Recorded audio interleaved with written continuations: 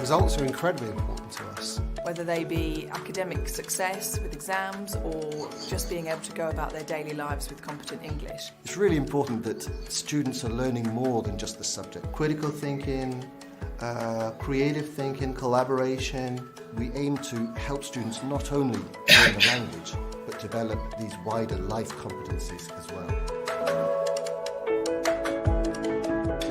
So we live in an increasingly globalised world, so we need to prepare students for that environment. The work that they will need to do is very different to what we have done. Whenever we build confidence in our students, this will help them to succeed in real life.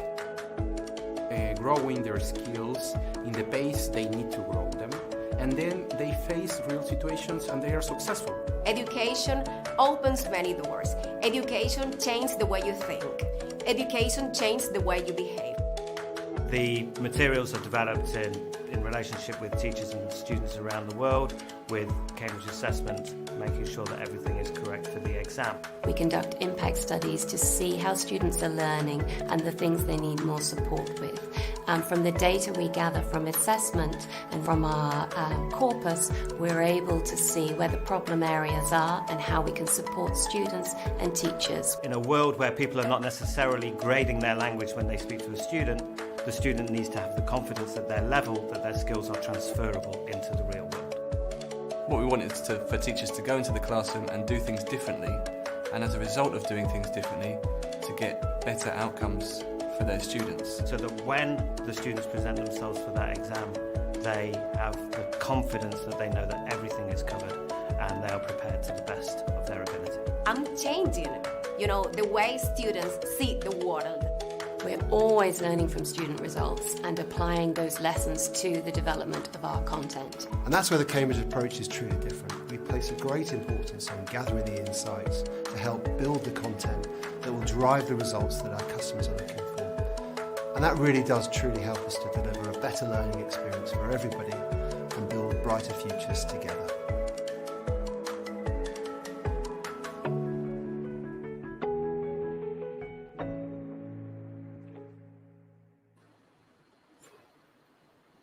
Hi everyone, nice to have you back. Yes, you from La Falda, Argentina, Cidreira, Rio Grande do Sul, Rio das Ostras, Rio de Janeiro, Santiago, Chile, México, São Bernardo, Joinville, Santa Catarina, Feira de Santana, na Bahia. I'm Renata Simões, your host for Cambridge Day 2020. All the video content from the 5 days of webinars will be available for you to see it again on next Monday at Cambridge University Press YouTube channel. We are so glad to have people from all over the world here with us. The ELT community helping each other is an amazing movement we are seeing. And I can only imagine in a very distant way how you guys, being teachers, are dealing with students' anxiety in the context of receiving grades and being tested with this new world we are living in.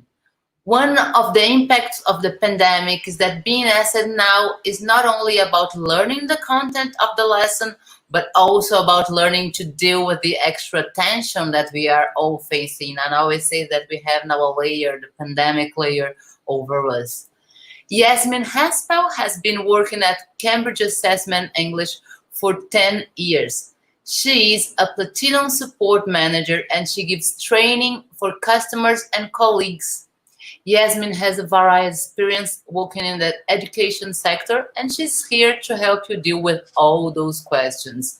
Also, we have I will talk about you later because I think Yasmin is already here. No, not yet. So also we have a very special invitation to you. Do you want to be part of the official video of Cambridge Day 2020? Record yourself at landscape mode, watching the webinar sessions and send it to contato@belabaderna.com. Now our team will post here on the chat the email again. And now Yasmin is with us. Nice to have with you. Hi. Nice to meet you. Yeah, I hear your sound before you enter here in the chat. That's why I was in doubt about what I said and if I should say should welcome you. So how are you? How are you? I believe that you are in the UK right now, right? I'm based in the UK in Cambridge, but I'm actually in Spain at the moment. Oh, yeah. So you are the one of our teachers that actually are working overnight for being with us, because there I think is like what, 8 or 9 p.m. now? It's not 9 p.m. Yeah. Well, thank you for staying up late to be with us. And before we start, I would like for you to make a small introduction about what are the little things that you believe are different from what we are living here in Brazil and South America, and how do you feel there are things that I have experienced there in Europe, or with this pandemic, how can I say, filter we are all living in, things are pretty much the same in the world? Yes, obviously we all, started in Asia, and, in the UK, we at the beginning, we weren't very sure what was going to happen. And then I think probably, Europe happened. So Spain and Italy, for example, things happened very quickly and there was a shutdown very quickly. And I suppose we didn't think it would happen to us in the UK. And then again, suddenly, we were working from home and then suddenly officially everything was shut down. So yes, each country has dealt with it differently. Unfortunately, Spain and Italy have had very strict lockdowns where they weren't even allowed to go out for exercise, Whereas in the UK, we were very lucky. We were allowed to have exercise 1 hour a day. And it's only in the last 2 weeks that things have started opening up again in the UK, such as restaurants, shops, but of course with social distancing and, you know, extra hygiene measures. I think that one thing is common is that anxiety and how can we deal with the test and the assessment, and that's what you are going to say, right? To talk to us about it right now, right, Yasmin? Exactly, yeah. Just give you an overview of, you know, what we do, what standard exams were before the COVID-19 impact, and how we have helped our exam centres and learners to adapt to after COVID-19 impact. You know, how to adapt with all of the regulations and the guidelines. Welcome to Cambridge Day 2020. Good webinar for you. Thank you. Okay, so hi everyone, welcome. Nice to meet you. My name is Yasmin Hanspall, and I'm a Centre Development Manager in the Customer Support Team at Cambridge Assessment English. And I'm here today to talk to you about supporting teachers and learners after the COVID-19 impact. As some of you may know, we help millions of people learn English and prove their skills to the world. And in this talk, we will explore our range of qualifications and tests for language learners and teachers. We will also describe how we have responded to the COVID-19 situation to help our exam centres prepare and run exams safely in accordance with local regulations and international best practices.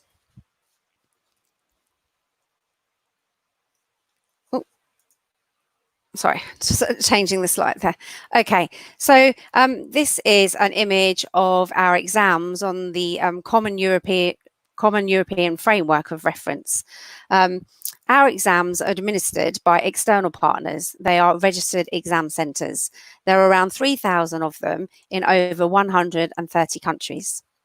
Some of you may know our exams well, and you may prepare students for them, but I am aware that some of you may not know that much at all. So here is a summary of our qualifications. Our Cambridge English qualifications consist of schools qualifications, general and higher education, and business. And they start with young learners exams. And there are 3 different levels: starters, movers and flyers. And they are the A1 level on the Common European Framework. Then we progress to A2, which is a key exam and also key for schools. B1, preliminary for schools. B2, first for schools. And then C1 advanced and C2 proficiency. And also we have 3 business exams, which are preliminary, business vantage and business higher. We also have multi-level tests, which are lingual skill, which includes a business test and IELTS. And we do have other exams such as OET and Michigan. We also have our teaching qualifications, which I will talk about a bit later. But before we do, I'd like to cover what the standard delivery is of our exams and how we have adapted to COVID-19. Before I go into, all of, the standard procedures, I would like to talk about exam security, because this is something that is, very, very important to Cambridge Assessment English and Cambridge Assessment in general. The importance of the security of our exams and why it's necessary to have many regulations in place. So, as you probably know, Cambridge Assessment English is part of the University of Cambridge, and there's King's College there, if you don't know one of the images. And it's University of Cambridge is an internationally renowned university. Our exams are recognised by over 25,000 universities, employers and governments around the world. For our high stakes exams such as IELTS and C1 Advanced, a candidate must have their photo taken on the exam day so that a recognising organisation can verify that the candidate applying for the exam, applying for university, a job or immigration is the actual candidate that took the exam. We have a responsibility to candidates and test centres and other stakeholders to ensure the integrity and the validity of our exams by putting in place robust measures to identify and deal with instances of candidates or test centre malpractice. The Cambridge Assessment English malpractice procedure deals with cases of suspected irregular conduct. Irregular conduct is any action which gives or aims to give unfair advantage to a candidate or causes disadvantage to other candidates. The notice to candidates, which you can also see on the screen, are some do's and do not for candidates, which is displayed outside all examination rooms, and it warns them of the consequences of such actions. And in the case of IELTS, candidates are warned of these consequences in the application form. Cambridge Assessment English and the British Council and IDP Education Limited have rigorous procedures in place to detect instances of malpractice. So some examples of malpractice include obtaining unauthorised access to examination material, using or trying to use unauthorised material, for example, notes or study guides, using their mobile phones, copying or collusion, or attempting to do these things, disruptive behaviour, or not following the instructions of an invigilator, supervisor, or centre exams manager, or in the case of IELTS, a test administrator. Also, impersonation. Sometimes we have candidates pretending to be someone else or altering their results document, which also includes certificates and IELTS test report forms, and any other form of cheating or gaining unfair advantage. These cases of malpractice can be reported by the centre exam day staff, by an examiner when they're marking the exams. For example, unusual incorrect answers shared by candidates who are sitting next to each other. And also we have a validation department that do statistical analyses of candidates' answer sheets, and we can detect if there's anything irregular that has taken place.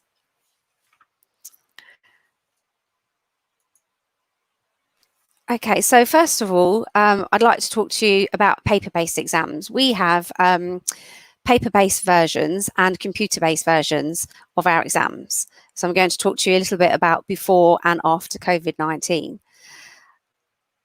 We have in Cambridge headquarters and all of our regional colleagues all over the world have been having regular meetings with our exam centres since the COVID crisis, since the beginning of it.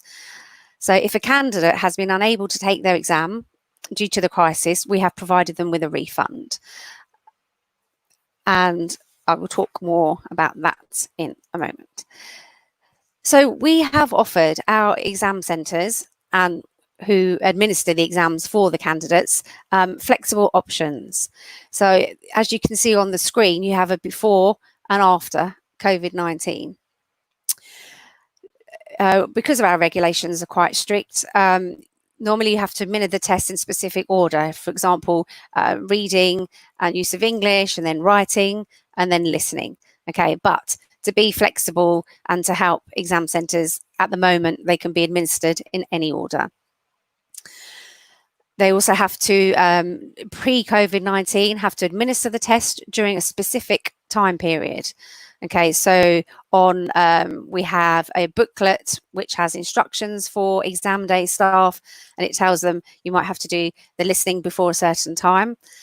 But at the moment, post-COVID-19, they can run the test at any time of the day, for exception for C1 Advanced, because that is our most high-stake exam.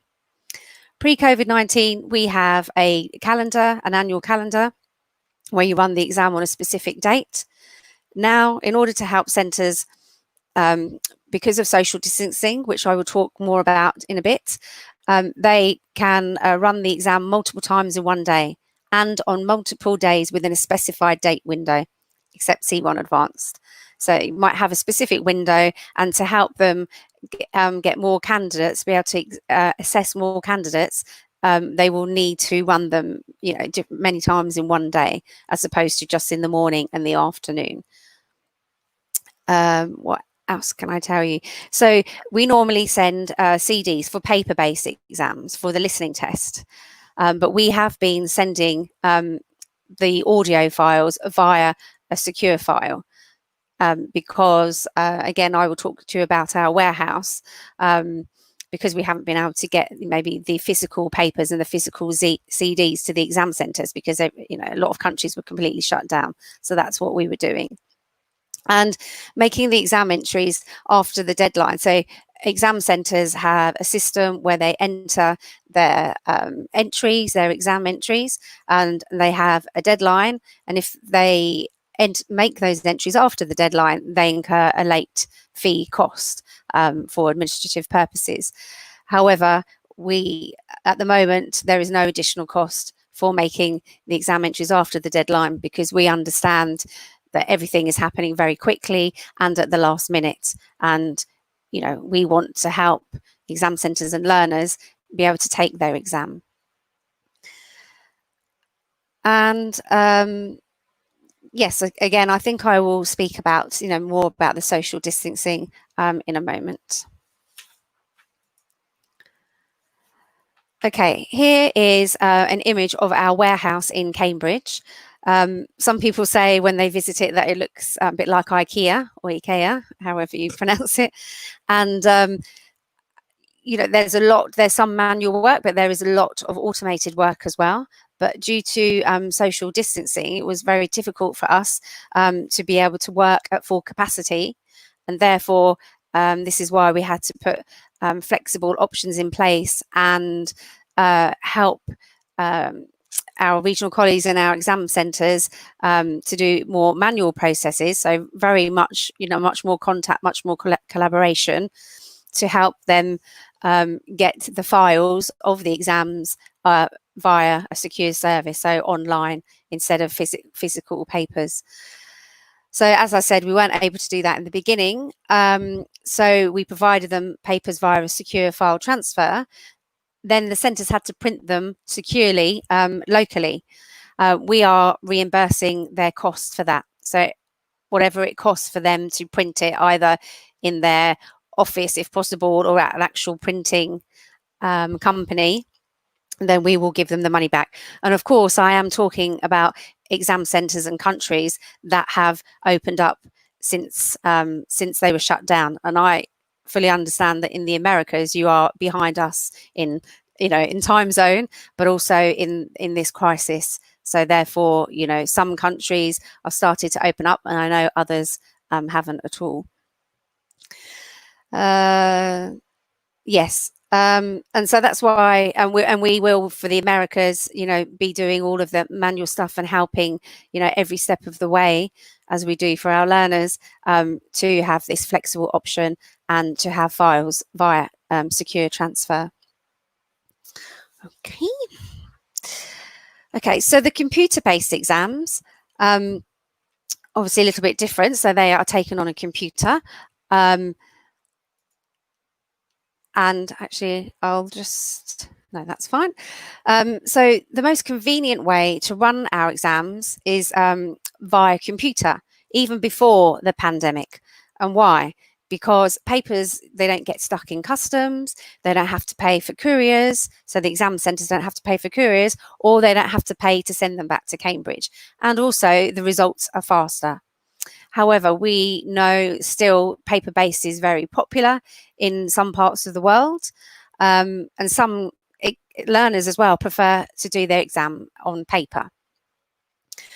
But this is the most convenient way for everybody if you have the facilities in place. But we understand that maybe some exam centres, they only have a few computers, so they might do computer-based exams, but only a few at a time.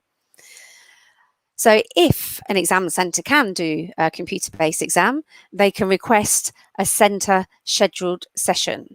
So what does this mean? So normally pre-COVID-19, you administer a test on a specific exam date.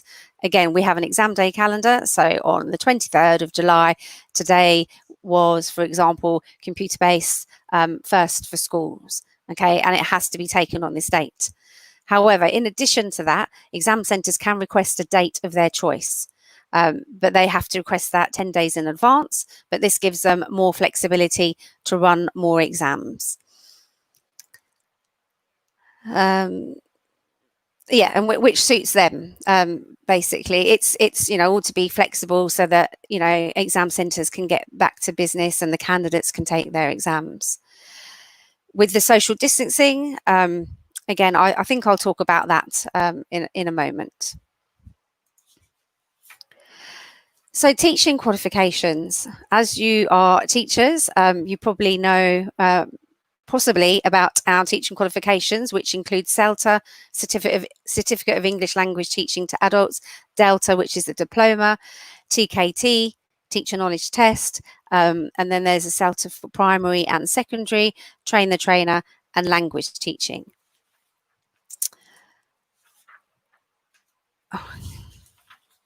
So for the purpose of today, I'm going to focus on CELTA. So CELTA, the Certificate of English Language Training to Adults, which actually I did quite a few years ago. I did it face-to-face in London. There were 3 options: a full-time face-to-face course over 4 or 5 weeks, which is what I did. Part-time, blend of face-to-face and online over a few months, or part-time face-to-face course over a few months. This is how it was before. Oh, okay. Now, after COVID-19, the part-time and the full-time courses are 100% online over 5 or more weeks. We know that some of these CELTA courses started before the pandemic, so of course, you know, they need to finish. And this is going to happen until end of December 2020. And after that, there are some talks about how we're going to deliver the CELTA courses in the future. You know, whether they will be a blend of online and face-to-face. You know, the colleagues in Cambridge and regional colleges are discussing the options at the moment. Okay, and there are some tips, I suppose, is that, you know, that now if it's like 5 weeks, you know, don't pack it, don't ensure that it's too much input. You know, because as you probably know, if you've been teaching online, you know, it's a lot more intense, and therefore, you know, you need to allow for that time because it adds more intensity when it's 100% online. Teachers and candidates need breaks, and of course there can be technical issues, and people need time away from their screen in the evenings when they don't have to prepare for teaching practice. And, you know, obviously familiarising themselves with the online platform. And also there is unassessed teaching practice. I found out that, you know, last year candidates online were about 1,000. However, in the last few months, it's increased exponentially to 3,000, about 3,000 candidates that have been taking the course online. And this has really helped exam centres to stay, you know, in business, especially if they rely on, or most of their business is for CELTA. Okay. And as CELTA is at the moment completely online, the colleagues the teaching qualification colleagues have taken time to make some improvements to make it easier for the exam centres and the teachers. So, for example, there are no tutor qualification requirements at the moment, and there is no licence fee. Registering depends on the online teaching experience of the tutors, and they can use pre-prepared and approved materials. There's a demonstration course available, and secure storage of portfolios, which can even be used if you're not even using the course materials. And also platform improvements. And there's some changes to be made at the end of July. And 4 weeks notice is what the colleagues in Cambridge would need to register and do the administrative stuff. Okay, I would like to take this opportunity to mention the CELTA online event, which Cambridge Assessment English will be hosting in August. And it's for teachers who wish to take the CELTA course and would view the fully online format as it is now as an opportunity during the pandemic. So if you know any teachers who would be interested, please scan the code that you can see or access the shortened URL here to register. This event is free for teachers and it will be fully online. And you will have access to this, I believe, after this presentation. Okay, so supporting our exam centres, which in turn, as I say, we have registered exam centres and our contract is with them, and they administer the exams for the candidates. So as I mentioned earlier, we have been having weekly regular webinars with Cambridge English exam centres and regional staff regarding new measures and flexible delivery options, including how to set up an exam day with the new guidelines.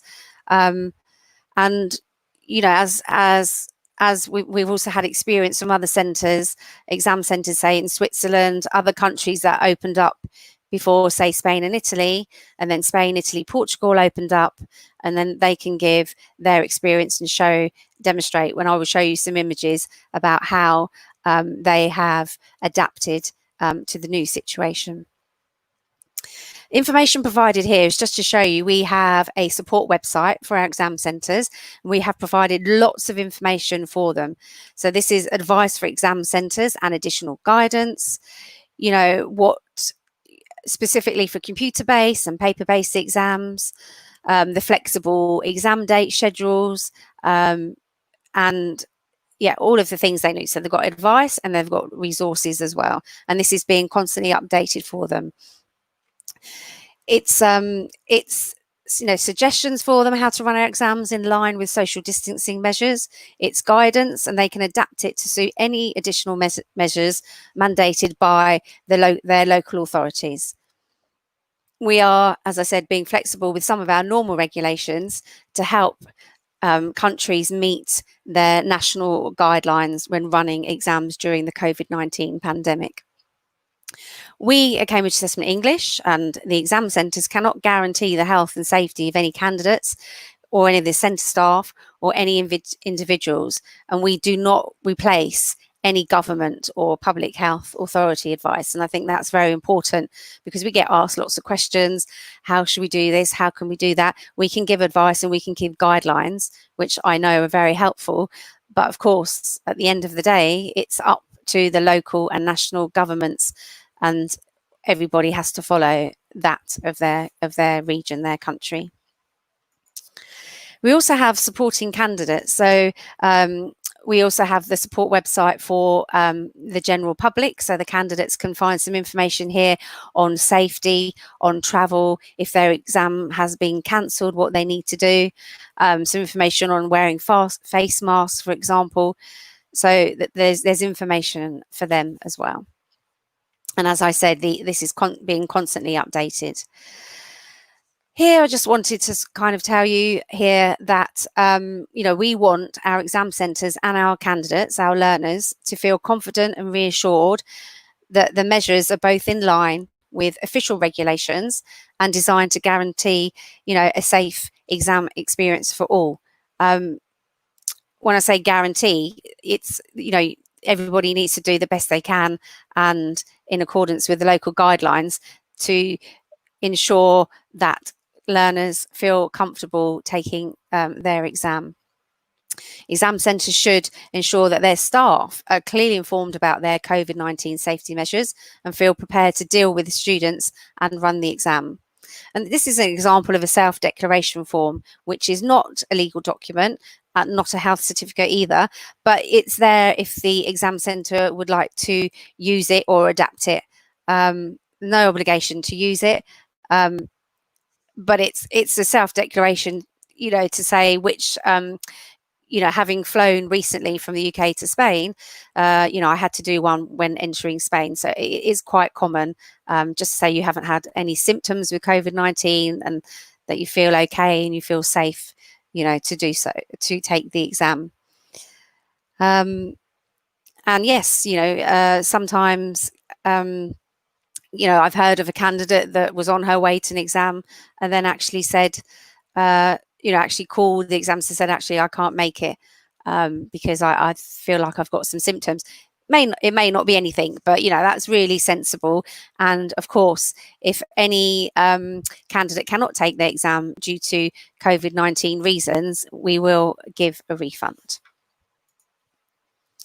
Okay, so to just talk to you about some of the hygiene measures that some exam centres in Europe have taken. They have advised that everything takes longer now, so it's a bit slower than normal, as the exam day centre staff have to prepare the venue, taking into account social distancing and new hygiene measures. Okay, one of the main priorities for customers in general, and in our case the learners, the candidates, is the hygiene and the cleanliness. So these are some images from a platinum exam centre in Portugal. So I'm sure you probably all know this, but it's very important to use hand gel and provide it and sanitizer for the learners to use. The exam day staff are expected to clean the desks before and after the exam has taken place. And each centre will have their own way of doing things, as I say, but these are guidelines, but candidates would expect this as a minimum. There's also, this was, a real life situation. They were cleaning the bathrooms between breaks, for example, and cleaning and disinfecting all the venues before any Cambridge exams. And sometimes the exam centres might need additional time at the start of each exam for candidate health screening. In some regions, and this again is an image from Platinum Centre in Portugal, centres are carrying out contact-free temperature checks on candidates when they arrive at the venue, and it may be required in some countries. This is another image of some hygiene measures. The sanitizer, normally we do not allow any liquids into our exams apart from a clear plastic bottle of water with the label removed, which may be in English. So it doesn't help the candidates during the exam, but this is now an authorised item in the exam room, another change. Again, expected to clean all the equipment, the tables and the computers between each exam session, and headphones for computer-based exams should be disinfected before each and after each use. And if there's any sort of disposable material, that they can either be washed or disposed of. Okay, so that's preparing for the exam. And so on the actual exam day, in this COVID-19 situation, the use of face masks. This image is from a news report on an exam centre in Spain using a conference room where the centre could accommodate a large number of candidates whilst maintaining social distancing. Until further notice, we allow, and of course it's compulsory in some countries, candidates, centre staff and examiners to wear a face mask during the exam, if they choose to do so, or if it's compulsory by their national or local authorities. And it's allowed for both the writing tests and the speaking tests. And also, it's up to the exam centres whether they provide the masks for their staff or the staff bring their own. If candidates do have to wear masks, they are required to remove it briefly during identity checks and also test day photos, which I'll talk to you a bit about in a moment. Speaking examiners can wear a mask as well, and neither the candidate nor the examiner should insist that the other one put one on or remove it. If it's compulsory in your country, then you have to wear it. But if it's not and you want to remove it, then we ask that they ask their partner who they're in the speaking test with and the staff if it's okay. We need to make sure that the test conditions are the same for everyone and equal. We've also provided some COVID-19 posters. Again, these are available for our exam centres, but they can adapt them. If you have symptoms, please go home, wash your hands, keep your distance, etc. And these can also be translated into local language. No obligation to use them, but they might be helpful. The taking the test day photos was mandatory for our B2 first, C1 advanced and C2 proficiency However, just at the moment, during the current situation, to help with all of the other stuff that the exam centres have to do, is we're only making it mandatory for C1 advanced, and there's a software called Identica where they take these photos. For B2 first and C2 proficiency, which is normally mandatory, then candidates should really inform their exam centre if they need them for a specific purpose, like university or immigration, and then the exam centre should take the photos. And that's the same for any exam, really, a candidate, but it's also up to the exam day staff to find out if a candidate does need their photo. It's really important that both the exam centre and the learners communicate about the importance of the photo, because if a candidate or learner needs their exam, for example, C1 advanced for like immigration, if they do not have a photo on the system when they go for, to apply for immigration or university, it could affect their future if a recognising organisation cannot view a photo of them. So, I can't emphasise enough how important those photos are, especially for C1 advanced at the moment and B2 first and C2 proficiency. Candidates cannot have their photos taken with their mask on. The software will likely report an error, and even if the photo is taken, receiving organisations will not accept it. So the candidates would have to remove their masks temporarily, in the safest way possible. And as you can see on the image there, you can take the photo quite far away, if further than usual, because a digital photo can be enlarged. So that could be the safest way to do that. Before social distancing, our standard regulations are a minimum of a distance of 1.25 metres between candidates in every direction when taking our exams. And this is to avoid candidates being able to see each other's work and to minimise any potential malpractice, cheating, etc. This is how, so every exam centre should have to follow this procedure. Now the social distancing in the room. These images are from an exam centre in the Netherlands in Europe. Now they have to social distance. So where possible, provide clear guidance such as arrows on the floor showing social distancing, and the actual distance will vary from country to country. So check your national or local guidance on this. If I know in Vietnam it's 1 metre, then the exam centre would need to stay with our regulation, which is 1.25 metres between exams. However, if it's 2 metres, as it was until recently in the UK, then it would need to be 2 metres. And the candidates need to be placed 2 metres apart. And this is why we are offering flexible options, because they cannot fit as many candidates in an exam room as they used to be able to.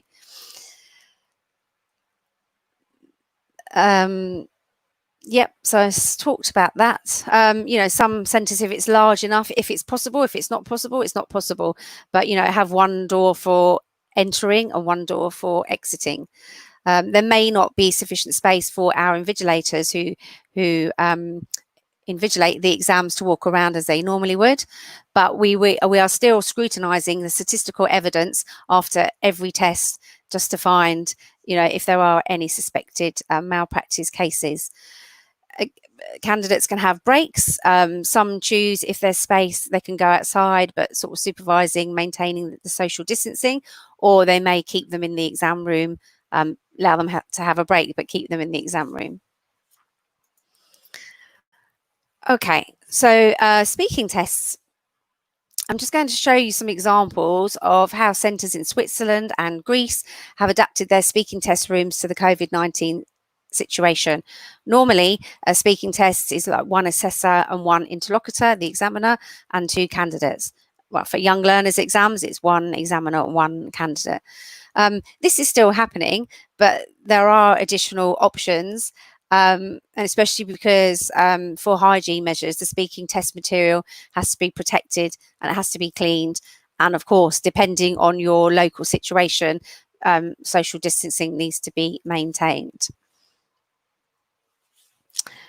Okay, so here, young learners, so this is the beginning of starters. On the screen, you can see, so the ISEs is instructions for speaking examiners. There is a pencil there, you know, so that instead of touching anything, they can just point to the cards. And then the materials have been laminated, so they can be cleaned afterwards. And there's also, like, they're placed on a desk mat as well, which can be disinfected. So this is one, and then it shows you the social distancing. And then movers, which has obviously a different exam, laminated paper for the odd one out, the gap, and again, it just shows you how that you can do it, you know, hygienically, being able to clean between the tests. And this is a standard speaking set option for this centre in Switzerland. So here you do have the assessor and the examiner, and you can see the distance with the candidates and all of the laminated papers, and this is done safely. Here we have shows you another option, plastic wallet folders, materials inserted in there, and then the folders wiped down after the tests, and then again shows you the distancing. This one is another option that could be possible. So how the examiner and the assessor is seated, and then they have the candidates one at each end of the table. And here is plexiglass. So here the distance is under 2 meters, but because they have screens, okay, plexiglass, so you have the examiner and the assessor on one side and the candidates on the other. And the candidates can wear gloves and the materials are covered. And this is another option that if you don't want to, we've allowed that they can project the speaking test materials on screen. So if they're talking about, you know, about a situation, you know, describe this situation, etc., they can look at the screen and do it, and then be able to maintain social distancing. Here you can see an examiner with a visor, because, you know, you can wear a mask, but also visors, because especially with, you probably know, with speaking examiners, you know, we always get complaints about candidates saying, oh, you know, the speaking examiner wasn't very friendly and they made me feel very nervous. Of course, it all depends on the individual, but at least you can see the facial expressions with a visor, which you really can't see with a mask. So if possible, I think that would be a great idea. And then, due to the COVID-19 pandemic, we're allowing our centres to administer speaking tests with a remote assessor. So, for example, you've got one examiner, which will be in the test room, in the exam room with the candidates, and there'll be one online. And hopefully you can see here, that's the one online, and these are the ones in person, which will be via live stream, which is what we're doing today, observing. And both examiners will mark during the live test, and the test will not be recorded. So this is an option at the moment if, for example, you know, or not to have too many people in the room, or it's not easy for the one of the speaking examiners to come. This is a great flexible option.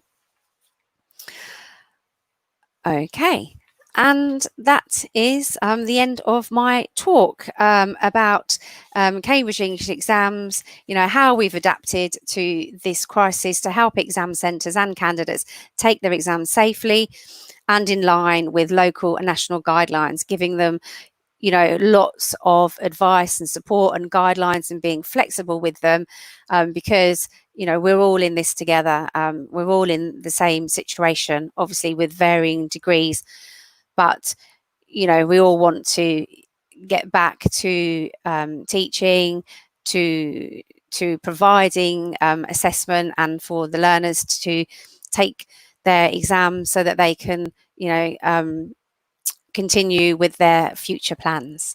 I wish you lots of luck, and take care and stay safe, and all the best. I'm representing here today from Cambridge Assessment English. Thank you.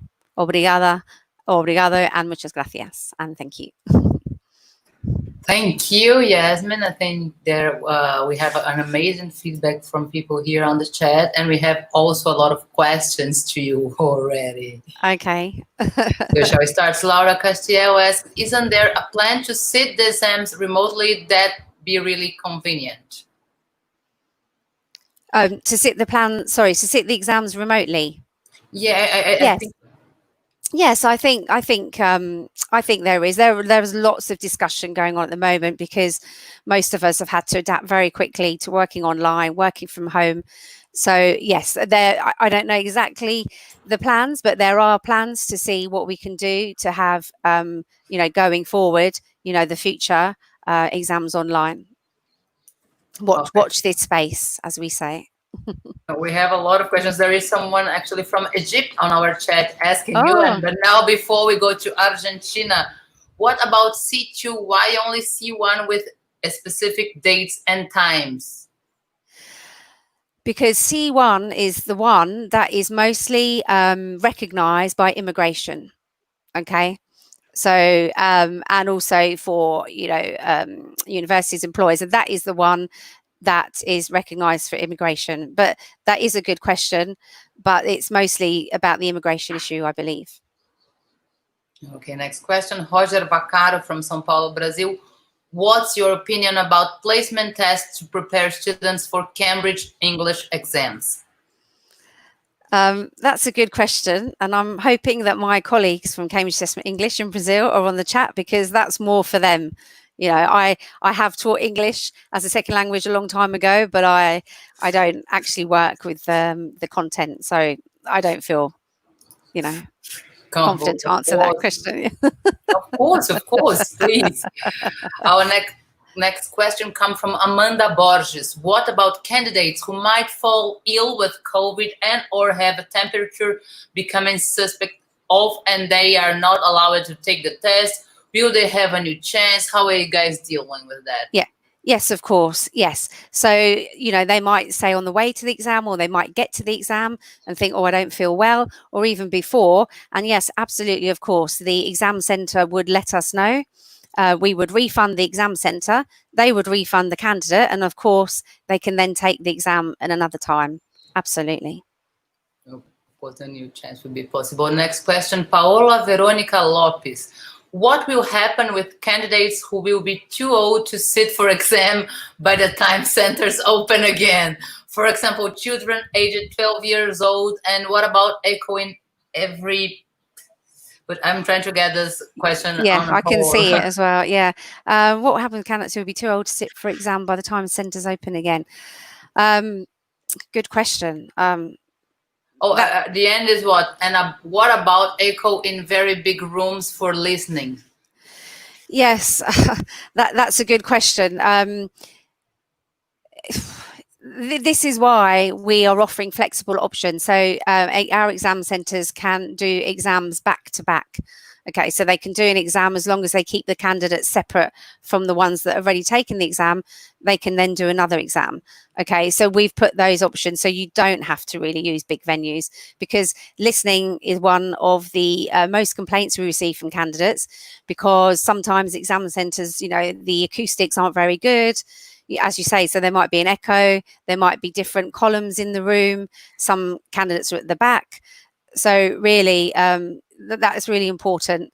And so, yeah, my advice would be really not to use big rooms, because we are offering you flexible, where you can do multiple exams in one day, and also, within a window as well. So normally you just do the exam on one day and that's it.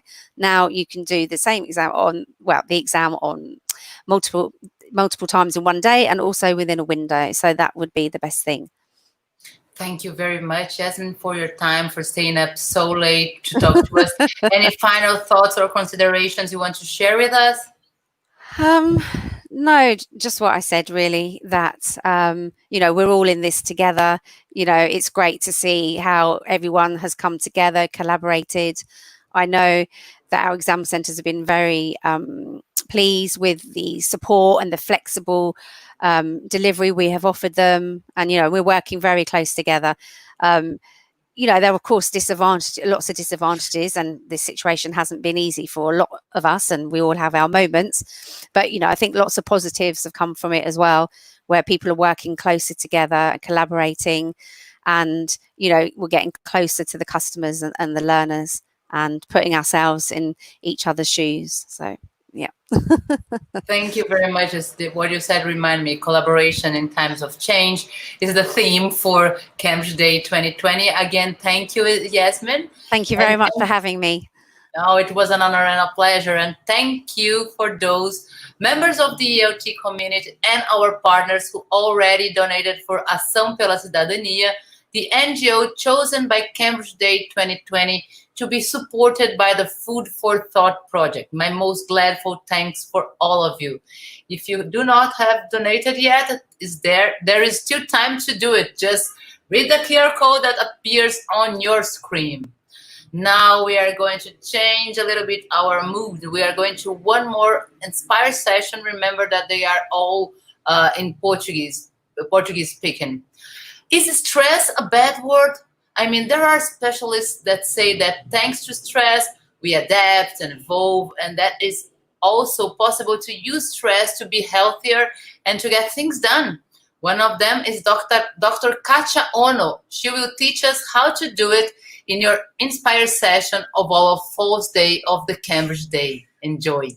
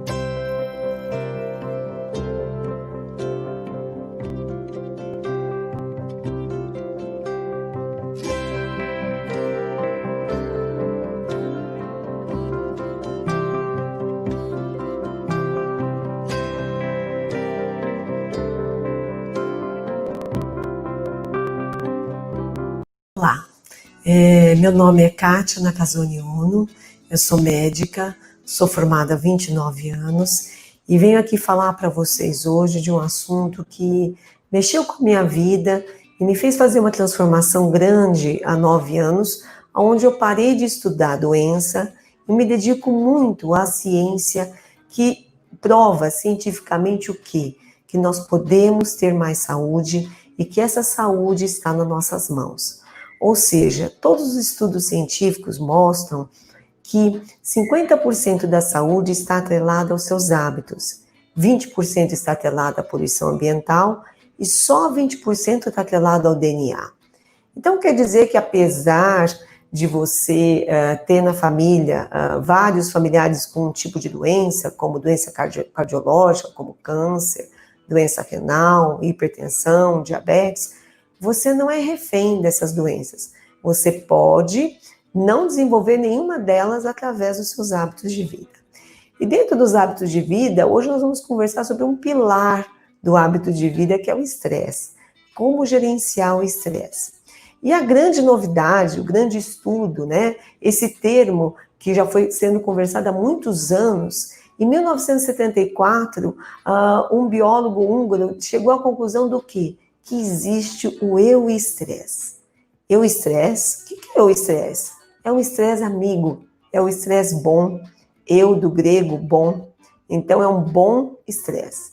Então eu gostaria que a gente conversasse um pouco hoje sobre eu-estresse, ou seja, o nosso corpo é preparado para responder biologicamente positivo ao estresse. O nosso cérebro é preparado para aprender com estresse. Os nossos hormônios são liberados para a gente evoluir durante o estresse. Ué, mas se existe essa resposta biológica, por que 99% das pessoas adoecem com estresse, né? Vamos dizer assim. Porque, pelo menos no consultório, o que a gente mais vê são as pessoas doentes e o estresse é um dos pilares desse adoecimento, né? O que acontece é que para você ativar o seu eu-estresse, depende muito do significado e da importância e da maneira como você vê o estresse. Se você vê o estresse você como vítima, você como refém, ou seja, você não tem nada para fazer, você está acuado, você não tem saída, você está oprimido, com certeza esse estresse vai te adoecer. Mas a ciência mostra, através de uma reportagem grande, que a doutora Kelly McGonigal, que é especialista em psicologia positiva, mostrou de um trabalho que foi feito em Harvard durante 8 anos, estudando 30 mil pessoas, né? Então, 30 mil pessoas foram estudadas e foi demonstrado o quê? Que na hora que você tem um desafio, na hora que você é colocado sob estresse, ou seja, você tem de reagir, né? Você tem de decidir se você corre, se você finge de morto, né? Ou se você enfrenta. E nessa situação onde você tem de decidir sobre isso, existem duas situações, duas respostas que o seu corpo pode decidir. Uma resposta é: estou oprimido, como a gente acabou de falar, estou acuado, eu faço uma vasoconstrição de todos os vasos, e isso pode causar uma isquemia cerebral, ou seja, uma falta de oxigênio cerebral. Isso pode causar uma isquemia cardíaca, que pode levar você a um infarto. Ou você pode, na hora em que você tem esse desafio, você é colocado sob estresse, você tem uma percepção de oportunidade, você tem uma percepção de que aquela sensação de uma final de jogo, onde você diz assim, deixa que eu chuto, deixa que eu faço esse ponto, deixa que eu tente essa cesta de 3, né? Então, o que acontece? Na hora que você puxa para você essa responsabilidade com alegria, imediatamente os seus vasos, ao invés de fazer vasoconstrição, fazem vasodilatação. E essa vasodilatação que o vaso faz, causa um aumento de oxigenação. E essa sensação, o corpo entende pelos seus neurotransmissores como se fosse coragem, alegria. Então, se o estresse é colocado apenas, isso é um obstáculo, mas isso é uma oportunidade para eu mudar tudo, né? O seu corpo vai entender que seus neurotransmissores são positivos e isso vai te dar mais performance para enfrentar o estresse. Agora, se a tua mente, ao contrário, interpretar o desafio como negativo, ele faz a vasoconstrição e o estresse, ele é terrível. Porque o estresse, ele vai interferir na modulação hormonal de várias glândulas, de várias áreas. Por exemplo, o estresse do intestino, ele dá má digestão, o estresse da compulsão alimentar, você tem mais vontade de comer, menos saciedade, então ele diminui a leptina e aumenta a grelina, né? Então o estresse afeta no intestino a sua digestão, a sua absorção, causa uma inflamação intestinal. O estresse afeta a sua tireoide, diminuindo o metabolismo. Ele afeta o seu cérebro através da compulsão alimentar, do distúrbio do sono, você começa a ficar com sono leve. O estresse pode causar uma diminuição de serotonina, aumentando a ansiedade e às vezes crise de depressão. O estresse altera o pâncreas, causando um aumento de insulina, uma vontade, uma compulsão de comer doces ou carboidratos, ou até álcool, que o álcool também vira açúcar. Então, o estresse, ele causa adoecimento sistêmico e está relacionado a todos esses órgãos, né? Rim também, a gente muda a produção hormonal dos diuréticos, a gente começa a urinar mais e tomar mais água. Então, o estresse, ele é multidisciplinar, ele afeta vários órgãos, por isso que é tão difícil gerenciá-lo, né? Então, a saída mais elegante, a saída mais inteligente que eu venho aqui trazer para vocês é: enfrentem o estresse e dê um significado a ele positivo, né? Não é fácil, não, mas é libertador. Por quê? Porque você, a hora que você entende que o estresse pode ser seu amigo, que o estresse pode aumentar a tua performance, ou seja, aquele coração que está acelerado, né? Aquela respiração que está curta, Isso está acontecendo para te aumentar a tua performance, para aumentar o teu resultado. Ou seja, o Bolt, quando ele vai bater o recorde, ele está esperando o momento em que vai dar o sinal para ele poder ir lá e bater o recorde dele dos 100 metros, não é isso? Então, essa biologia, essa ciência da biologia da coragem, né, que é esse estudo que foi feito em Harvard, nos liberta, nos mostra que nós devemos orientar as pessoas, os pacientes, nossos alunos, né, sei que estou falando com professores, que a gente pode lidar melhor com esse estresse. Então, na hora que o coração acelerar, dê um significado positivo. Na hora que vê um problema, entenda que é uma oportunidade, né? Muitas vezes, a gente tem de entender que a oportunidade vem com o nome de problema, né? Se não for assim, a gente não muda, a gente não sai da zona de conforto, né? Agora, com relação a essa biologia da coragem, nós nos tornamos menos refém. Nós temos autonomia de decidir como aquela situação vai agir no nosso corpo. Ou seja, nós não conseguimos controlar todas as situações que estão ao nosso redor.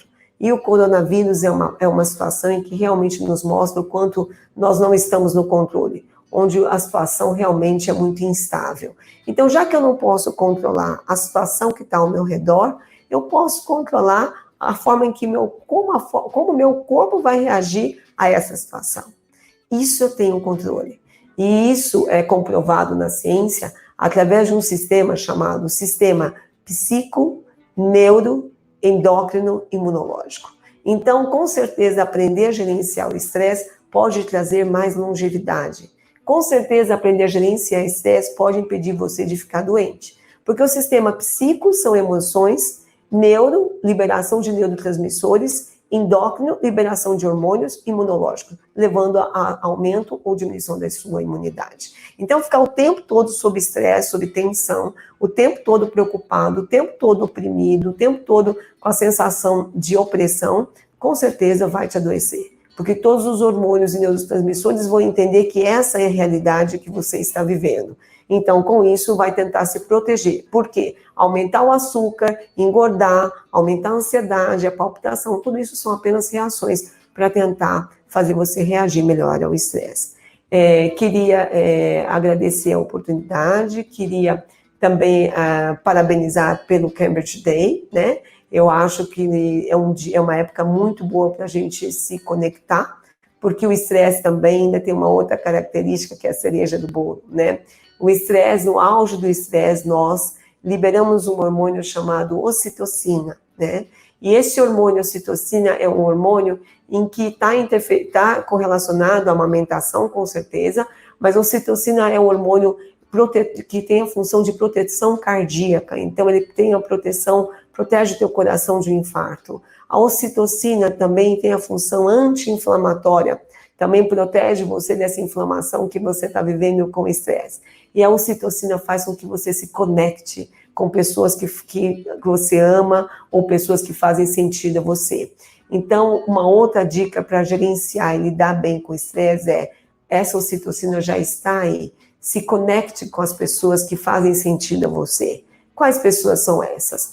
Um ídolo, né? Uma pessoa que você acha que é o máximo, que te inspira. Vamos lá, vamos procurar, vamos ler, vamos falar um pouco com essa pessoa, né? Aquele professor, ou aquele médico, aquele treinador, aquela pessoa que pode ajudar você a trabalhar e a lidar melhor com o estresse.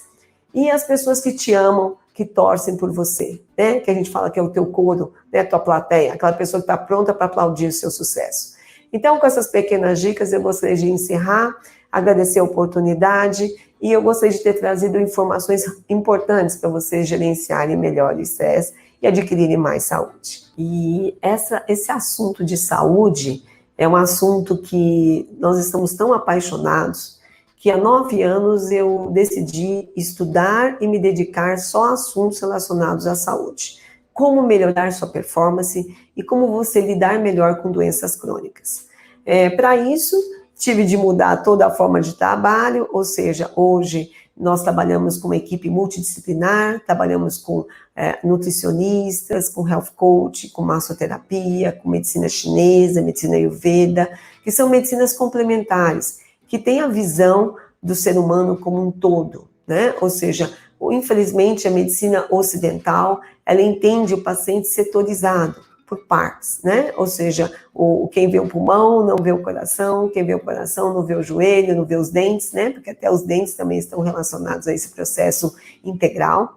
Então, nós estamos trabalhando com essa equipe multidisciplinar em São Paulo, Kaizen e Aura Clara que faz um trabalho lindo nesse trabalho de health coach, de massoterapia, e a Kaizen, que é uma empresa médica e com nutricionistas também, trabalhando nessa linha de alimentação, né?